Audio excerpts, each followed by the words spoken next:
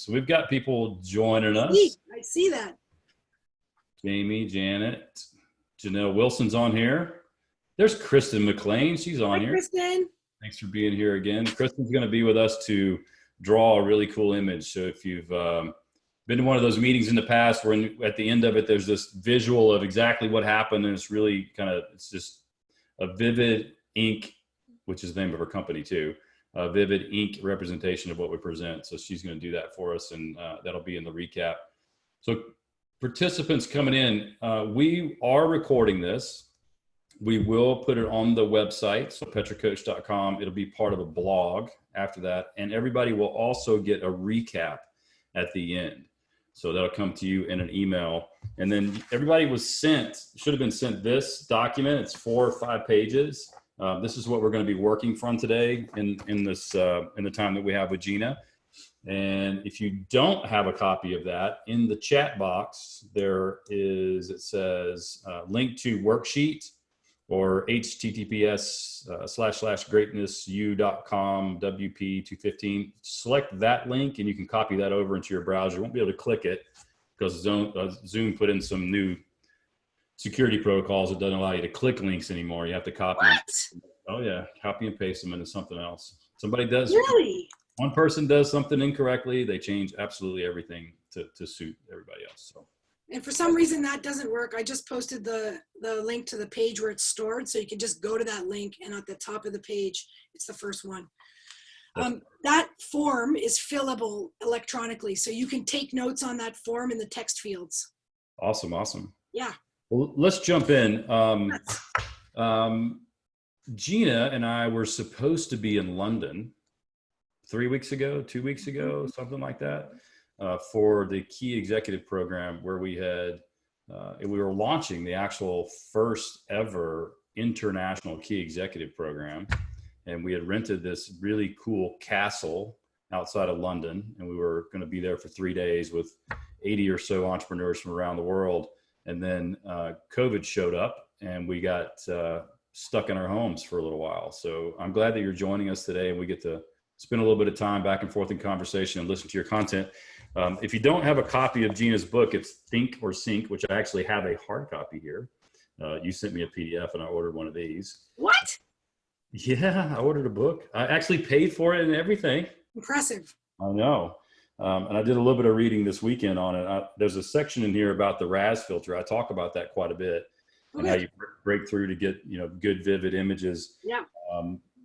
There's context in here around automatically instructing your RAS filter to search out more of what's wrong as a protective mechanism. As soon as your RAS filter detects more of what's wrong, then it sets in motion another, blah, blah, blah. Like, it's really, really, Gina talks a lot, and what you're going to get from today is it's almost like biologically and through biology and psychology, why we do the shit that we do. And it's almost predictable. So I really enjoyed reading through this to better understand myself. And when I read this book, I put myself in that particular category. And because I have a tendency to do exactly that. I look for the things that, like, I spent my life finding gaps and stuff and, putting stuff back together. That's how I've been successful. Sure.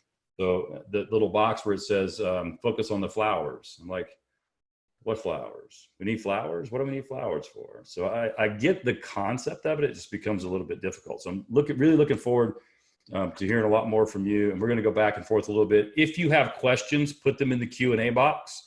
If it's relevant to the topic, I'll jump in and ask Gina the question. If it's something just, kind of outside of the exact topic that we're talking about, we'll hold it till the end. And then anybody can interact at the end as well. So Gina, I'll turn it over to you. All right. So I'm putting the Q&A box up here so I can see it. All right. How many of you want to find the opportunity in this crisis? Show of hands, just raise your electronic hands and let me know if that's something you'd be interested in. Great. Thank you. And how many of you would like to know how to be able to get the best performance you've ever had in the middle of the worst circumstances? Raise your electronic hand. Great. All right. This is called LeaderSHIFT. Now, this is how to pivot in a time of crisis. My name is Gina Mollicone-Long, and I'm going to be taking you through some content today. Now, before we get going, I want to thank Andy's team, because they put this on. Like, I've never been on a webinar that's been so great. I want to thank all of the, you know what, I want to thank Zoom, because they've literally changed my career. But most importantly, I want to change you guys. And the reason why I want to thank you guys. Raise of hands, how many of you have something to do right now? Awesome. Here's what I want to tell you. I don't take that lightly, right? I know that everybody on this call has something else to do right now. So my promise to you is a return on investment of your time. That's my promise to you. All right. Now, before we get going, a little bit about today. So for those of you who have had a chance to download the worksheet, you're going to notice at the very top of the worksheet, it says 3 things you're going to learn today. This is where you would fill that in. What are the top 3 things I'm going to share with you today? Number 1, I'm going to teach you about what happens in a crisis with respect to change. And I'm going to have you understand the process of change, because that's one of my specialties. Number 2, I'm going to teach you how your state literally dictates the behaviors you can take, which dictate your results. So I'm going to teach you how to optimize that state no matter what the circumstances. And then number 3, I'm going to teach you a couple of things along the way, tips, techniques to keep you in that state, like what Andy said, like how do we stay in that state, and how do we then remain open, because when you're in that state, you are open to the intuitive ideas. So how do we do that? That's basically the promise for today. Now, before we get going, a tiny bit about me technically and why I'm qualified to talk to you about stuff like this. My background is actually in engineering, so I have a mechanistic view of the world, which I marry with almost 3 decades now of studying the human mind and how it produces results. I use mechanistic models of the mind. That doesn't mean they're true. What it means is it allows me to look at the mind in a predictable way.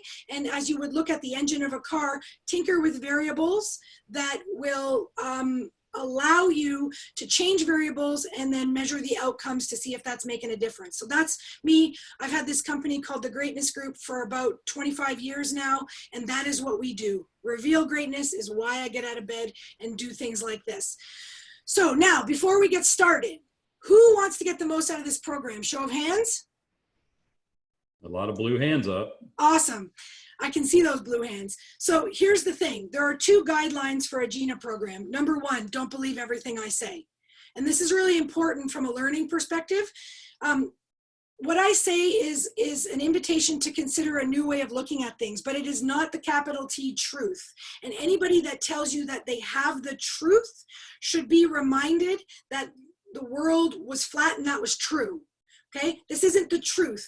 And if you understand that, then what will happen is you'll be open to learning, because you'll no longer be in that state of like trying to see whether you agree with me. That's not what this is, and that's not what learning is. I'm going to invite you to have a look at something you might know you didn't know. Number 2 is the concept of the mastermind. Now, Andy, I know you know what the mastermind is, right? So when 2 or more minds come together in pursuit of a common goal, a 3rd mind is created. That 3rd mind makes learning easier. How we do that is we all give a level 10. So I give a level 10 here in my office. You give a level 10. Watching a webinar by yourself, you give a level 10, and we as a group create an 11. And it doesn't matter if we're virtual, it still works. So if you're up for this, the answer is 10. At a level 10. Now, I want you to do 2 things in the virtual environment when I ask this question. I want you to type the number 10 or the word 10 into the chat in a minute. And I want you to say the word 10 out loud at a level 10 in whatever room you're in right now. Okay, everybody ready? Okay, what level are we going to have for this webinar? What level is everybody going to participate at? Type 10, say 10. That's excellent. Okay, now I figured out how to give a high 10 in the virtual environment. The high 10 in the virtual environment is you put your hand up, you put it down, you put your hand up, and you put it down. So everybody go do that twice. That's the high 10, and that's how we start this program. All right, so the first thing I want to talk about is the process of change. Because in a crisis, everything's changing. So you need to understand basically what the process of change is, so that you can identify where you are at, and if you happen to have a team of people or family, where they are at, because this becomes critical in your ability to to navigate through what is happening in the on the planet. So first off, comfort zone does not apply. Okay, next, the desire. Now, by the way, this process applies to every change. It doesn't matter what change, right? It doesn't matter what you're going through in life. There has to be desire first. Okay, so desire is required. Now, in a non-crisis situation, desire comes from wanting to get something new. In a crisis situation, desire is a necessity because you're like, holy crap, something's got to change. I can't keep doing what I'm doing. Now, what desire provides is motivation to dive into this downward slope in trial and error, trial and error. Oh, it's just, you know what? I've lovingly in the past nicknamed this part of the graph hell. And the reason why I've done that is because you kind of keep going and you try something and it doesn't work, and you try something and it doesn't work. And then I found this curious quote by Winston Churchill. And Winston Churchill said, if you're going through hell, keep going, which is insane, right? So if you're going through hell, keep going means something happens if you just keep going. Now, Churchill also said, if you're going through hell, never, ever, ever, ever quit. He said, never, ever quit, because Churchill knew something that I also know. Desire to change is the first component that you need to change anything. The other thing you need to change, the other thing you need for change is willingness to do what it takes for as long as it takes until it actually takes, right? So what happens if you keep going is you ultimately break through to the new behavior. You break through to the new way of being. Now, let's talk about this. So for those of you who've broken through to the new behavior, right? Just because you've done it once doesn't mean you're good at it. It's like when you learn to drive. Just because your 16-year-old learns to drive doesn't mean you throw them the keys and go like, good luck.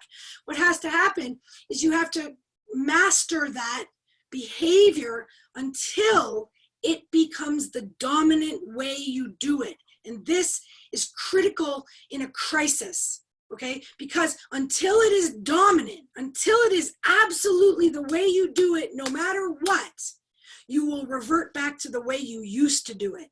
And under pressure in a crisis, you will revert back to the dominant pattern. Even if you've already broken through to the new level, it has to become dominant. And this is what we find in a crisis, especially in a company. If you're the leader of a company and you have people working for you and you expect them to be performing at the level they were performing 2 months ago, it is not possible unless those behaviors are their dominant behaviors.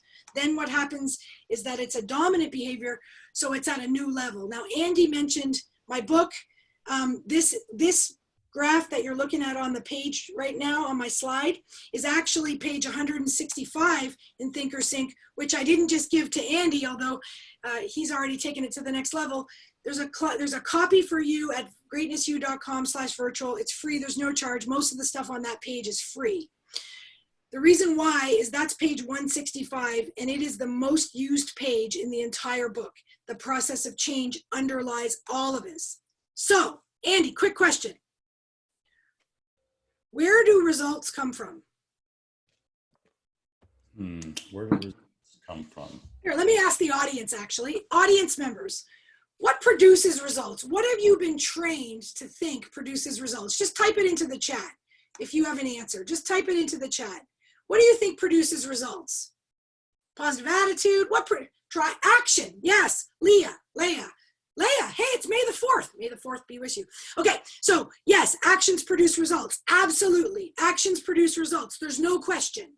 Okay, I am not the kind of motivational speaker that's just like, hey, just think it and it'll happen. However, actions producing results are not the beginning of the cycle. They're right in the middle of the cycle. Okay, so actions definitely produce results.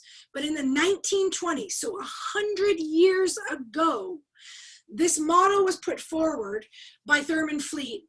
And he said, thoughts lead to feelings, feelings lead to actions, actions lead to results. So you can see this as a continuum. Now, a lot of people throw this terminology around, how thoughts become things. Okay, so thoughts to feelings, feelings to actions, actions to results. Here's the thing. in a longer program, I could really get into the plausibility of this using physics, but we don't have time for that. So you're just gonna have to trust me, and later down the road, if we have a chance to talk about the science of this, look me up and we'll talk about it. Just trust me that this continuum checks out when we work in some basic physics.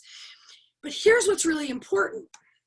This part takes place inside the meat suit, okay? So your body, the meat suit that contains you, that all takes place inside, and then the actions take place outside, and then they produce results. But it's kind of like looking in a mirror, right? You guys know what looking in a mirror is. So if I were to look in the mirror and my hair looks bad, if I were to scream at the mirror to change how my hair looks, you'd think I was insane. If you want to change what you're looking at in the mirror, you got to change what's being reflected in the mirror. It's the same for your results. They're the end of the cycle. They're the most physical of the least physical, which are your thoughts and your feelings. They're the end of the cycle. They're like a mirror to the state that you are in, your thinking and feeling wrapped up in your meat suit, and the behaviors that you take.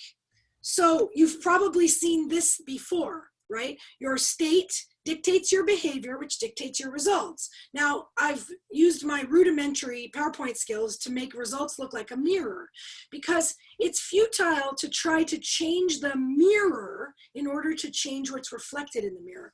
If my hair is bad, I've got to fix my hair. So if my results don't turn out the way I want them to, I have to fix my state. Now, I want you to think of it like this. You can change your behavior, absolutely, and it will change the outcome. And the younger you are, the more energy you have to kind of brute force your way through it, and it will work. However, it's the equivalent of putting eggs in a half-baked cake. So if I'm baking a cake and I realize 10 minutes into the baking process that I've forgotten to put the eggs in the cake, I can still put the eggs in the cake. I can crack them up, and I can pull the egg out of, or the cake out of the oven, and break the little crust and scramble up the eggs and stick them in the cake and put that back in the oven. And it's still cake. Listen, it's still good enough. All right. But it's disgusting because it's a scrambled egg cake. So every time you simply change your behavior to change your results, I want you to think about changing that cake into a scrambled egg cake. That's gross. I mean, if that's your thing, knock yourself out. However, if you really want the cake in the cookbook, you've got to throw the half-baked cake out and start over at the beginning. The beginning is your state. So let's go inside our minds now, and let's talk about our state, okay? So now we're just forget about behaviors right now. We're strictly in the mind. So I've used this little diagram of a head. Now, I don't know where the mind is.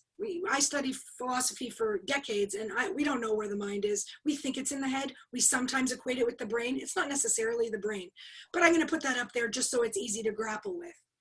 There are 3 components in my model that are the most important part of your state, and they come from Thurman Fleet's model. There are many ways to look at the mind. Remember this. You don't have to believe everything I say, but just let's try on my tripod model for a second.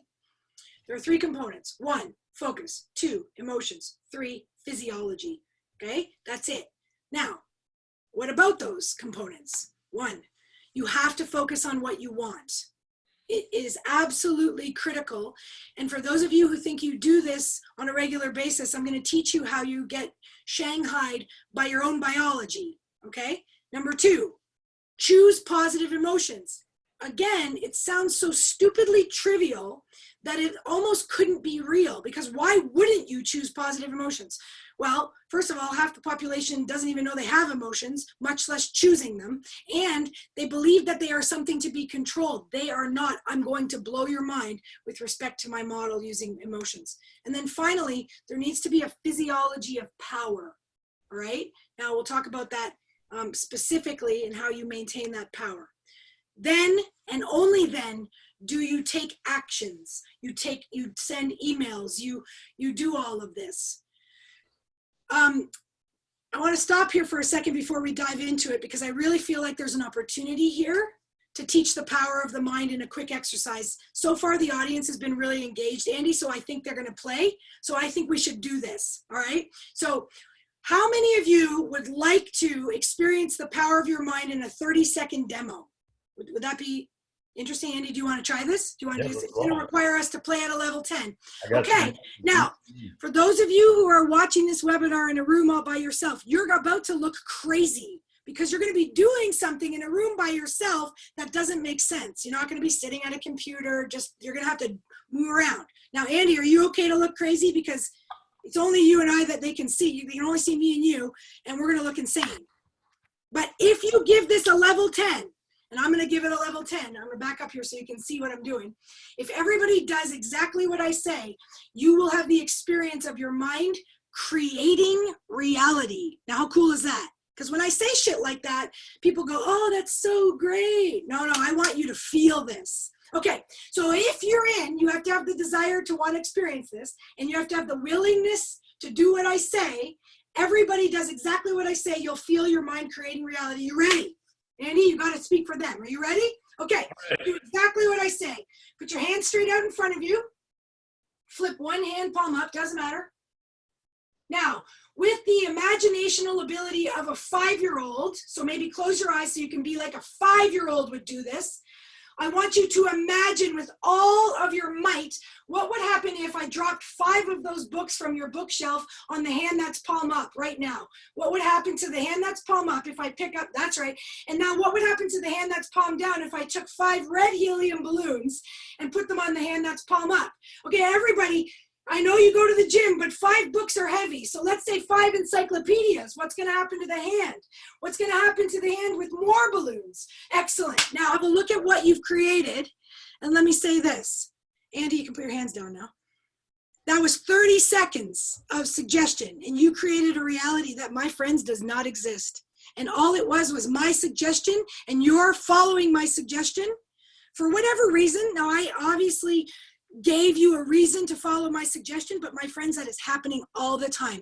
Now that's 30 seconds of suggestion, and you created a reality that does not exist. What do you think happens after 30 years of telling yourself the same thing over and over again?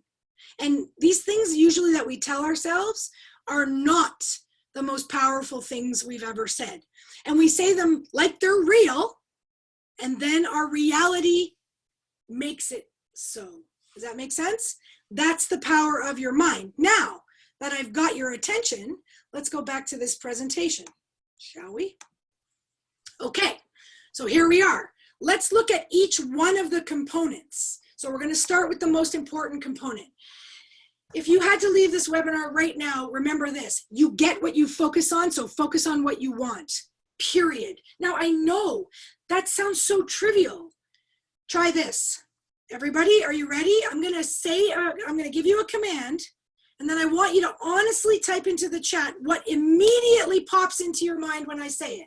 Are you ready? So you're going to type into the chat what immediately pops into your mind with this command. Don't think of a blue tree. What's in your mind right now? Go ahead, share that on the screen. Yeah. And I told you not to. And by the way, I was sincere. I really didn't want you to think of a blue tree. Here is why I just shanghaied your focus. Okay, so this is what Andy was talking about at the beginning of the call. Your reticular activating system, your RAS, will find what you are looking for no matter what. Now that's fascinating because we all think that we focus on what we want because we use positive words. We use positive words, and positive words are important, but they are not what you are focused on per se. Here's how it works. So this data that I'm presenting to you on the screen right now was collected in 1954. So one of the things you can rely on with me is that if there's a number on the screen, I got it somewhere. I didn't make it up. And I can always tell you where it's from if you ever want to know. So in 1954, we'll call them the grandfathers of the computer, Miller, Galantner, Pribham, etc. They did an experiment because they were trying to make the computer. And so they said, well, how much information does the human mind have at its disposal? And they measured about 2 million bits per second of stimuli, could come in through any of the 5 senses. And they said, well, how much can the mind handle? And what they found was it was in the study 7 plus or minus 2 chunks with which when you work in the attentional span worked out to be about 126 bits a second. So that's it. Capacity of your mind, your brain, to process millions of bits of information is 126 bits. It's a constraint. It is a bottleneck. You only get 126 and you have millions to choose from. Now, just as a side note, I'd like to argue that today, especially in the midst of a crisis, that stimuli has gone way up. Okay, it's not 2 million bits a second anymore. That was 1954. I think it's in the trillions personally, but I can't measure it. So what happens is you got 126. I want you to think of it like a budget. So you have 126 and you have to decide how you're going to spend your budget. That is based on what you are focused on, and your reticular activating system merely enforces it. It's kind of like a focusometer. It doesn't argue with you. It has no decision-making capacity. It doesn't say, is that really in your best interest? You tell it, it finds it, period. And this is how it works. It's binary. So if you say, or just are looking for problems, it goes, okay, great. It sets up a bucket called problems. It sets up a bucket called not problems. And it goes like this: problem, not problem, problem, not problem, problem, not problem, problem, not problem. And all it does is go, look at all the problems I found. I got all these problems because that's what you were looking for. Now, likewise, it works equally the same with solutions. So you create a bucket called solutions. You create a bucket called not solutions. And what it does is it goes solution, not solution, solution, not solution, solution, not solution, solution, not solution. And then there's a big bucket of solutions. And it throws out everything that's not a solution. By definition, your problem is not a solution. So it disappears. It disappears from your focus. And then you are focused on what you want. It is dictated by your reticular activating system. Then, after you bring in only 126 bits of whatever you're focused on, you can produce behavior based on the reality you just created in your mind from the focus of 126 bits. Now, here's why the blue tree thing messed you all up. The unconscious mind doesn't process the word don't. So when it hears the word don't, it just goes and it fixates on whatever you say next. And that becomes your focus unless you're totally consciously guarding your focus. And if you're guarding your focus and someone says, don't think of a blue tree, now watch. What I want you to do is I want you to guard your focus when I say it, and then literally don't do what I'm doing, right? So don't think of a blue tree, you go, and you don't think of a blue tree because you are consciously guarding your focus. But very few people are consciously guarding their focus. And nor really should you waste your time, because in a minute I'm going to teach you how to know what you're focused on regardless. But here's what I want to say about the word don't. Okay, one of the things, I'm a master trainer. That's the highest possible qualification training thing on the planet for a mechanistic model called neuro-linguistic programming. I'm not going to get into it right now, but basically it's a bunch of tools that allow you to replicate success. That's it. Engineer, I love it. But the L in NLP stands for linguistic, because our language creates so much of our reality that we aren't even aware of. And the word don't is probably the most misused word on the planet, because whatever you say after don't actually becomes the focus. So when I say don't think of a blue tree becomes your focus. Now think of all the messages in a crisis. Don't worry, don't be afraid, don't whatever, insert crap here. You're all of a sudden all your focus goes to that. So 2 things to be aware of. 1, that's how it works. 2, watch what comes out of your own mouth when you're leading other people, whether they're your team members or your children or your spouses, and say it the way you want it to be. So don't forget your homework becomes remember your books or remember your homework. Say what you mean and not what you don't, because the mind only focuses on the command that comes after don't. Now, the truth is that we can't be in charge of our focus all day long. It's not possible, and nor should we bother, because it's not efficient.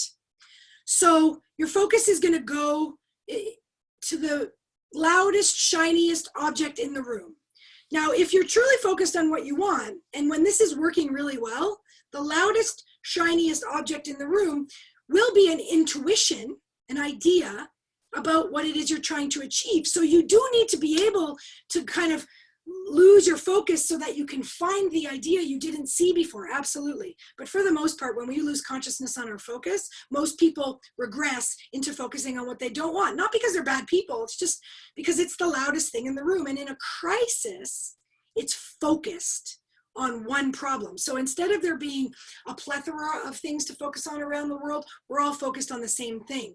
And so that actually has more power in stealing focus. So what do? Well, luckily, you have inside of you a guidance system that is immediate without question. It is immediate. It can alert you to when that blue tree has shown up in your mind. Okay, it is immediate.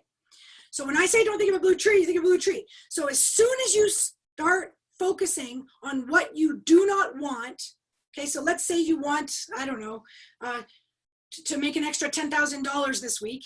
As soon as you start focusing on programs, habits, beliefs, anything that is against what you want, anything that doesn't support what you want, you will immediately feel a negative emotion.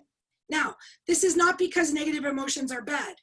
Our emotions are a guidance system, and this will change your life with respect to emotions. It's so simple. It's even simpler than the reticular activating system. The reticular activating system is, problems not problems. It's binary, right? There's only 2 buckets. The emotional guidance system is equally binary. There are only 2 types of emotions you can feel. You can feel emotions we would classify as positive. You can feel emotions we would classify as negative. Or to even put it simpler, good or bad. Okay, that's it. Now there's a whole bunch of emotions that get classified, such as, peace, love, joy. Those are classified as positive. Anger, frustration, worry, anxiety. Those are classified as negative. So you know the difference. Even if you might not know the names, you know the categories. And the categories are the most important part.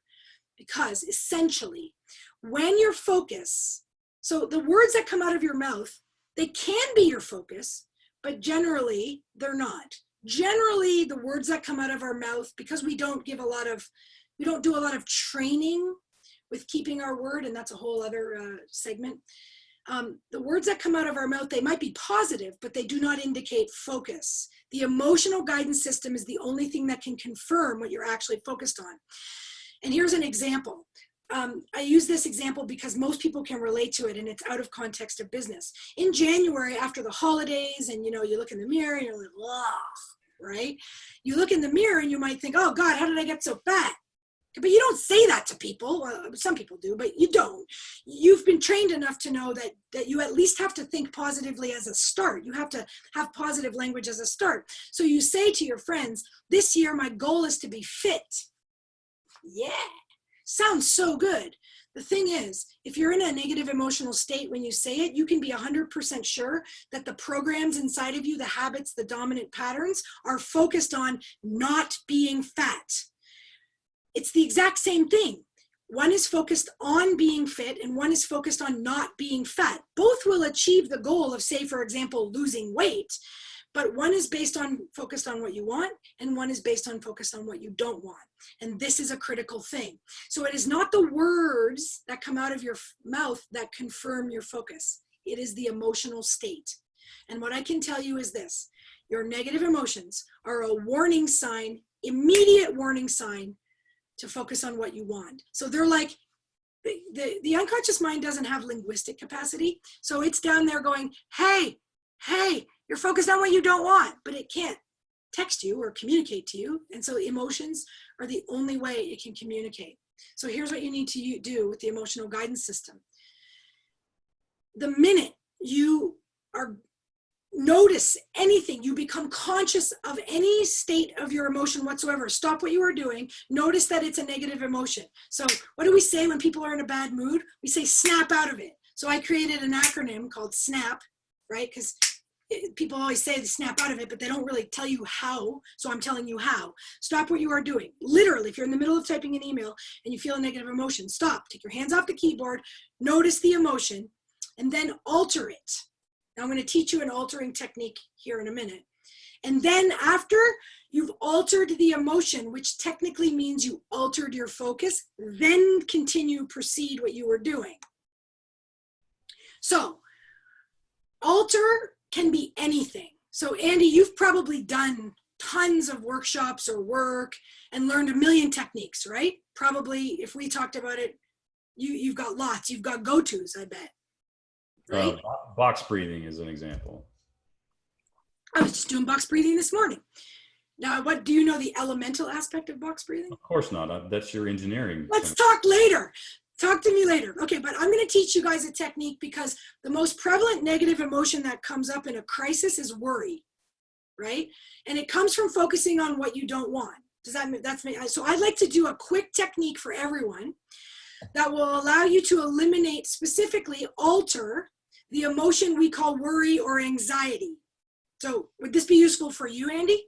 Yeah, about 40 times a day. Okay, great. So what's required for change is desire for change and willingness to do what it takes. So in order for this technique to have effect for you listening on the webinar, you have to want to be free of your worry. Because like some people aren't, just so we're clear. Some people get lots of attention from worrying. And so there's a gain there. So they don't want to give it up. But assuming you want to give it up and you're willing to do this technique right now that I'm going to teach you, exactly as I say it, your worry will disappear. You ready? I'm ready. All right, so let's use you. So I'm going to use Andy as the guinea pig, but everybody, you kind of have to do this for yourself at a level 10. Now, Andy, I need you to pick something you're mildly worried about because we want to do the first time with something we're not super attached to. So something like, you know, I don't know, like for me a couple weeks ago, it was whether or not the snow would melt before May. So something that you're mildly worried about. Okay. What is it? That there's dinner's late. Great. Yeah. Excellent. You ready? Do exactly what I say. Now, those of you listening on the webinar, you have to pick something you're mildly worried about, like whether or not, I don't know, they're going to have whatever you want to buy at the grocery store in stock, because that's a legit thing right now. So pick something you're mildly worried about and do exactly what I say. Okay, you ready? So Andy, could you imagine your life like a film strip? You know what film strips are with like frames, right? Yeah. And so the past part of your life is like already happened, but the future part of your life, it's got a film thing. It's maybe not, it hasn't run through the projector yet, but it's coming. Do you get that? Yeah. And that's kind of like a line, right? That implies that your life's like kind of in a line. Yeah. Okay, so what I want you to do is I want you to take that picture, close your eyes, imagine your life like a line, okay? With the past in one direction and the future in another direction. Now, what I want you to do is imagine yourself floating up above this line of your life, like you were Superman or Superwoman. So you float up above it. Now, through Superman or Superwoman's eyes, you look down and there's the sort of film strip of your life down on the ground, and you can sort of see where the past is and where the future is going to be, right? Yes. Okay, now, I want you to float in your Superman or Superwoman body out over the future part of the time, right? Until you get to, listen, 15 minutes past the successful completion of the event you thought you were worried about.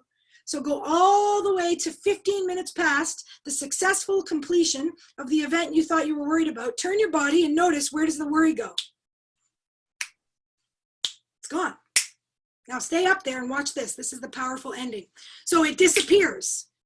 You know it disappears because you feel it leave. Now, staying up there in the worry-free situation that you're in right now, I want you to float in Superman or Superwoman's perspective all the way back to the part of your life that you're in right now. So back into that room with all those beautiful bookshelves, drop right back in and open your eyes and notice how the emotion is still gone. Now, I'm not going to get into it. If you want to learn that, you're going to have to come train more with me. But what happens is worry is a form of focus. It's a form of fear. And fear of the future.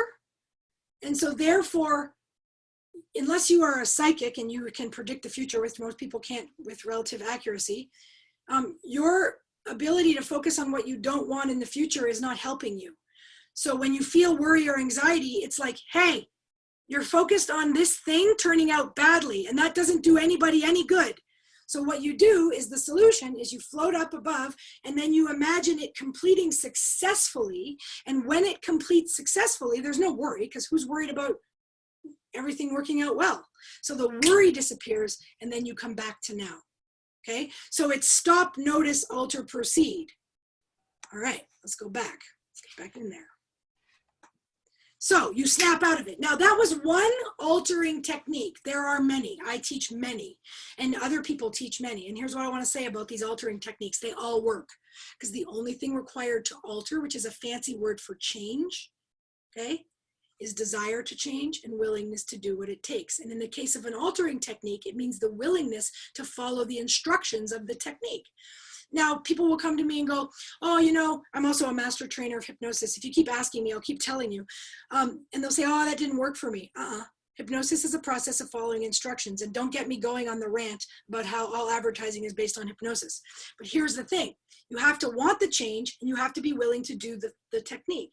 So it doesn't matter what technique you've learned in the past. You have to want the change, and you have to be willing to do the technique. So you can insert any altering technique into SNAP. Stop what you are doing, notice the negative emotion, alter it, and then proceed. That's how you use the emotional guidance system, because that brings your focus back on track. Okay, now, here's a provocative little statement. Most people blame their physiological misgivings to stress, right? How many of you, by show of hands on this webinar, have too much stress? How many of you would say to me, oh, Gina, I have more stress, I have too much stress, I have more stress than I can handle? Show of hands. Come on. All right.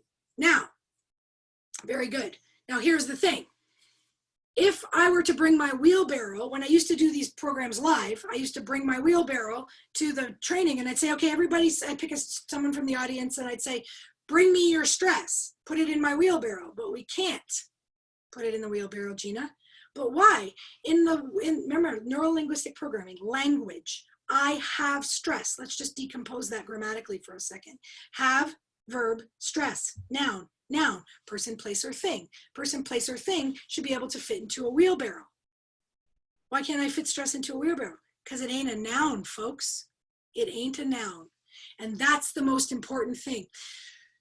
When we say I have stress, we've nominalized the word stress, which means to take a process word and turn it into a noun so we can use it in a sentence and kind of in the generally agreed ways that we speak to each other. But it is not a noun. It is a verb. That means it's something you do, not something you have. Now, the stress response is real. And I will tell you this. All of the problems that stress gets credit for are real, because once the stress response is running in your body, everything shuts down. You go into, sympathetic nervous system, incoherent states, right? It's meant for a saber-toothed tiger attack, which, all blood goes to your limbs, and therefore there's no creativity, no problem solving, no elimination, et cetera, et cetera. Absolutely. And the response of stress is very hardwired. So, you see a saber-toothed tiger, you don't sit there and contemplate, you frickin' run, or you fight it, or you freeze and get eaten, right? Fight, flight, or freeze. But once you are aware that your stress response is running, and for most people that they know when their stress response is running, then if you allow it to run in an inappropriate situation, you are now doing stress. You are allowing stress to run when the evidence is false, right? I often use an acronym for fear: false evidence appearing real, all right? So when you are in a stress response, say for example, I used to fly a lot, and some people can sleep during anything, and some people are very sensitive to movement. It's the same plane. Why is my husband sound asleep when the plane hits a bump, and when the plane even just makes a little bubble, for me, I feel everything, and it launches a response. Now, the response is hardwired, but everything that happens after that is a choice. And the fastest way to alter a stress response is a breathing technique, right? Now, there are many breathing techniques, and the fastest way is to, here, let's do this together, because you talked about box breathing. Now, it doesn't have to be box breathing, it can be any breathing.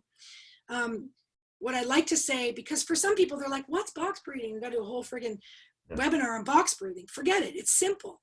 Slower than normal, deeper than normal, right? Now, this comes from what I call grandmother's wisdom. So when you were like a little kid and you were fighting with your cousin or your brother or whatever, your sister, and you were fighting and your grandmother separated you, she'd say, everybody take a deep breath, and everybody count to 10.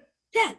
So grandmother would say 10, 10, 20, 30, 40, 50, 60. There's 6 tens in a minute.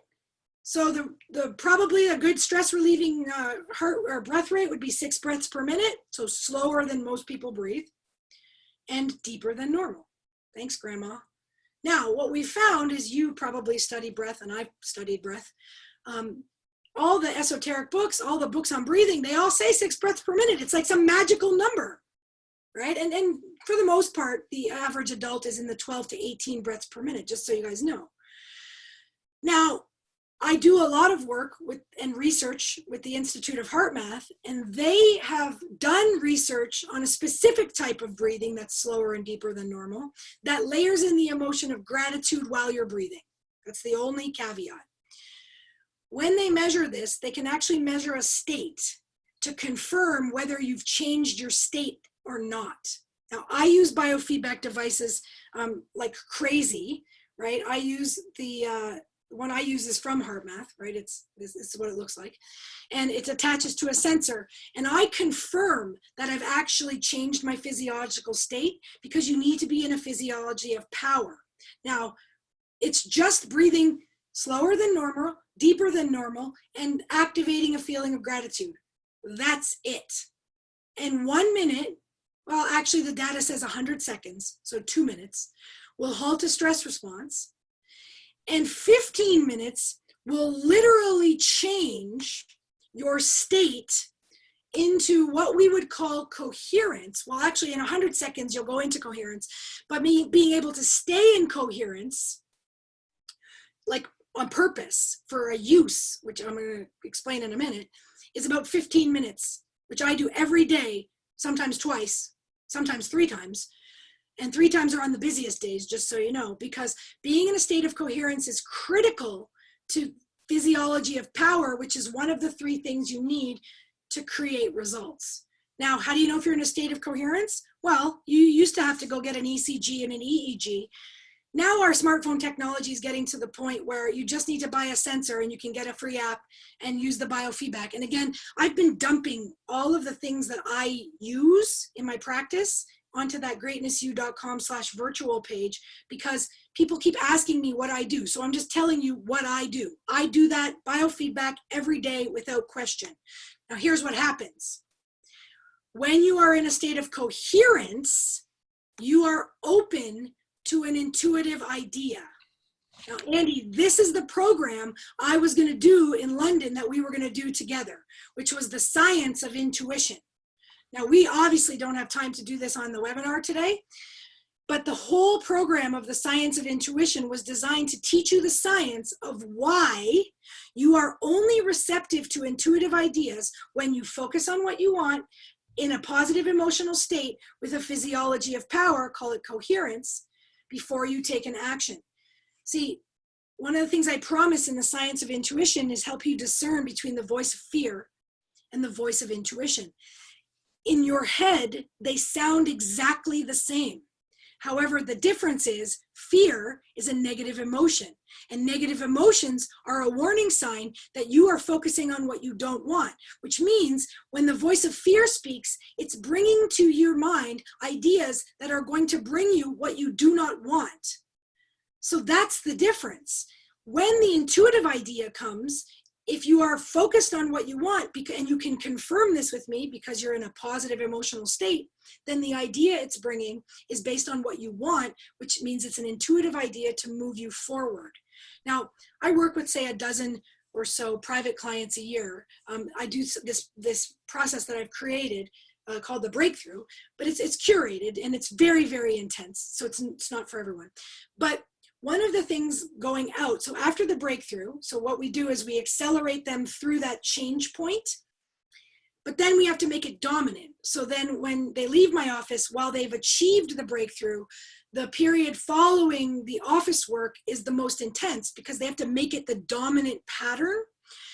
If it, they slip up or whatever, they call me. The first question I will ask is, are you focused on what you want? They'll say, yes. I'll say, how do you know? And if they can't confirm with me that they're using their emotional guidance system to know what they're focused on, then that's what they need to work on. If that's confirmed, then the next question I ask is, are you doing whatever it takes? And usually I've given them a list of things to do. And what we find is they have forgotten to do 1, 2, 3, or all those things. So the only thing required for change is desire to change and willingness to do what it takes. And obviously that means not giving up. Okay, that's all that's required. But if you really want to achieve your outcomes and see in the mirror what you want, you have to keep yourself in the peak performing state. So therefore, what I like to sort of end on is this idea that you have to guard your focus. It's a budget. You have 126 bits a second.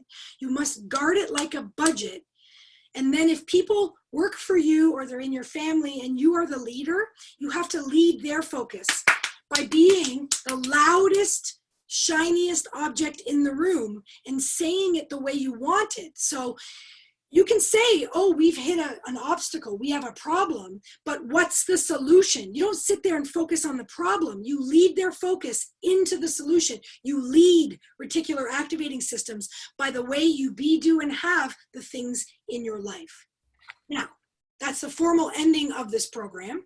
There's an email here if you have any specific questions, but I think we're going to have some time here for some group questions. So why don't we go ahead and do that? Yeah, if anybody has any questions, please put them in the Q&A section. I've got a couple actually. Okay, well, why don't you hit me with a few? All right, so my light died, so that's what I was screwing around with. So in this section right here where it talks about thoughts, feeling, actions, and results. So the thoughts and the feelings part, how do you things are changing really fast. There's a lot that we have to get done. We got to, iterate, do something new and, test and learn and trash it and bring it back. Like all this shit's going on. Yeah. So how do you get past the time constraint of having thoughts and having feelings and then moving to action? Because I feel like right now we need a lot of action. Yeah. And I don't have the space for thoughts and feelings. Oh, absolutely. So how do I deal with that as a leader, and how might team members deal with that? So the thing is, like in every second of every day, right now, you're in a thoughts, feelings, like you're in your meat suit. Now, the reason I went from thoughts, feelings, actions, results to focus, emotions, physiology is because it's impossible to try to keep control of 75,000 thoughts a day. That's ridiculous. So instead, it's just focus. Now, it's instant. It's instantaneous. In every microsecond, you are focusing on something. Your emotional state is telling you what that is, whether it's what you want or what you don't want. And you're either in a physiology of power or you're like, not, right? In every second of every day. Then you're moving your meat suit around, doing all these actions you're talking about. As long as you're focused on what you want, and any second I could check in with you and you'd be in a positive emotional state and you're in a physiology of power appropriate to the action that you're taking, as long as those three things are there, you need to be pumping out actions as fast as humanly possible. Where people get tripped up is when the action doesn't give them the result they want, they immediately focus on what they don't want, right? So I know you like Think or Sink, but the first book I wrote 1 million years ago was called The Secret of Successful Failing. By the way, this is how often I use it. Successful failing is that failure means you didn't get what you wanted your way. How you deal with failure is you're in an emotional state, you take an action, you see, did it produce the result you want? Yes, great. No, repeat. That's it. That's as much time as you should spend on the failure. Did it produce the result you want? No, repeat. I mean, literally, dude, you can't see it, but your sticker's on my over there. Because I use Yoda to teach this, right? There's no try. Look, here's the thing. Everybody listening, I'm going to let you off the hook for once and for all. Assuming you get out of bed in the morning and move your meat suit in any capacity, we will, for further notice, assume you are attempting to do something. You never need to use the word again to justify your actions. We got it. Trying is just an attempt. At the end of the attempt is a measurement point. You either get it or you don't. Either way, the next step is crystal clear. If you get it, maybe there's some champagne involved for 5 seconds. Woo! Balloons, emoji. If you don't get it, the immediate action is go back to the beginning. Check. Am I focused on what I want? How do I know? Positive emotion. Am I in a physiology of power? Okay, great. If all that checks out, then you have to do a different action, not the same one. You have to call a different person. Do you get it? It's a feedback loop. And this is how I got into this work, because I was trained as a feedback and control engineer. That was my work. Now, thermostats are the best example I can give of feedback loops. You set the thermostat to what, 70? And then the thermostat measures the air and it goes, oh crap, it's 72. Shut off the heater, right? Or turn on the air conditioner. But it doesn't sit there going like, you know, oh man, how 72, that's so bad. What a loser am I, right? It just turns off or on the mechanism. And then the mechanism runs for a period of time, and then the sensor measures again, and now it's 69. Stop the, you know, air conditioner, turn on the heater. But it doesn't it doesn't spend any time lamenting the measurement. It just responds. So you either feed back into the system or you move on. That's it. There is no other way. So when you're dealing with team members at this point, so you've got, you know, team members who really would like time to think and be like, understand it and have feelings around it. And right now there are things that we just need to accomplish. There's just actions that need to be taken. Right. And so here's the thing. Let me show, can I share one more slide? I think I have time. I just want to share this slide because this is what's happening to your team. So this is what happens in a crisis, right? So in a crisis, you either get to the new level, right? You either get, like in a crisis, when you're changing, you either have a dominant pattern, right? Or in a crisis, if you don't have a dominant pattern, you retreat to the way you used to be. You retreat to the comfort, like to the thing you can count on. So what happens in a crisis, Andy, is that people, they kind of retract. It's not, they're not doing it on purpose, but even the most up and coming leader, if that's those behaviors, the focus, the emotions, the physiology, if those aren't dominant patterns, they retreat to the most dominant pattern. So, you know, if this were a war and they were in the army, they retreat to their rank. Now, in a leadership company where you're used to being a collaborative leader, this is dangerous because you have to become more dictatorial in this situation because they need more structure than they used to need, not because they're bad people, but because of biology and physiology and psychology. They retreat to a dominant pattern, and typically the dominant pattern requires more attention from you than you're used to giving them.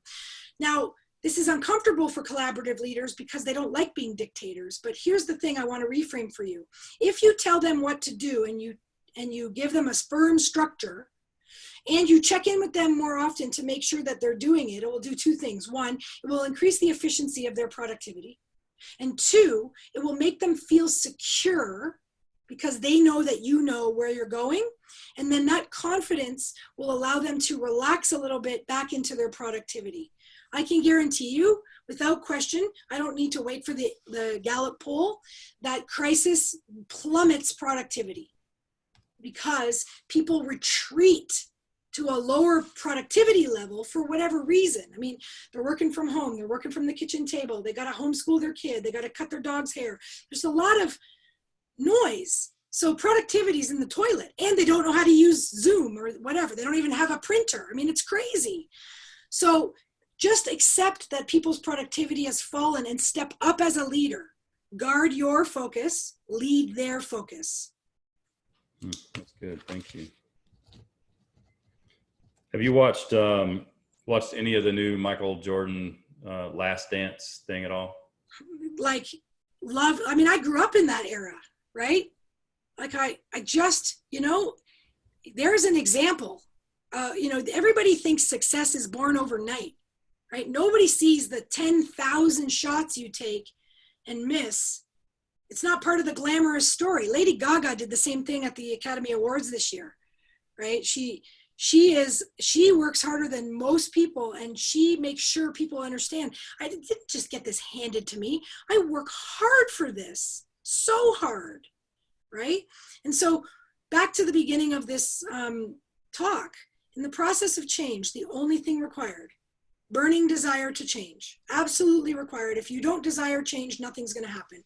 And on that handout that I gave everybody, there's my only famous quote at the bottom there. If someone doesn't want to change, there's nothing you can do to change them. This is critical. However, if someone wants to change, there's literally nothing you can do to stop them, because change requires desire and willingness to do what it takes, which means never, ever quit. Yeah, one of the things I saw on, I watched 2 or 3 episodes over the weekend. I hadn't seen it before. I didn't know it was out, but somebody introduced me to it. One of the things was after Michael won his first championship. I don't know if you remember that episode where he was in the locker room holding the trophy and crying. And one of his teammates said, I've never seen any other emotion other than intensity and anger from that man until that moment. Wow. It was like that, but that intensity of pushing other people and pushing himself to the level to be able to achieve that was the outcome. Yeah, and what I would like to say in the vein of like Monsters Inc., if you've ever seen Monsters Inc., that same level of achievement can be attained without the anger, because there's actually more power in the positive emotion, because what it means is the body is congruent. So there's no effort wasted whatsoever on resisting what you don't want. The body, the machinery's more designed to work better that way. It works. And I said this earlier, it works. You can put eggs in a half-baked cake. You can do this without doing any of this. You can still be successful. But what I'm trying to teach people is the most effortless way to be successful is to focus on what you want, choose positive emotions, which means just confirm that you're focused on what you want by your emotional guidance system, and have a physiology of power before you initiate any movement of your meat suit. Makes sense. And then just be honest, just measure it. Don't spend any time on the measurement. It's yes, yang, no, retreat, repeat, repeat, repeat. It's like the shampoo bottle. Well, listen, we're out of time. Awesome. We're all up on the top. So we do have this in a recording. Kristen has got some kind of cool ass drawing she's going to show us at some point. So we'll get that to you. Gina, thank you for being here. We'll get a recap out. We'll make sure that you copied on it. If there's anything you want us to share too in the recap, please send that over. Links to your website, any programs you have going on, any cool talks you have. We're happy to put that in the recap as well and into the blog. Thanks everybody for being here. Gina, always great to see you, and I appreciate your information always. Thanks, Andy. That was fantastic. Thanks for having me. I appreciate it. All right. See you soon. Bye-bye.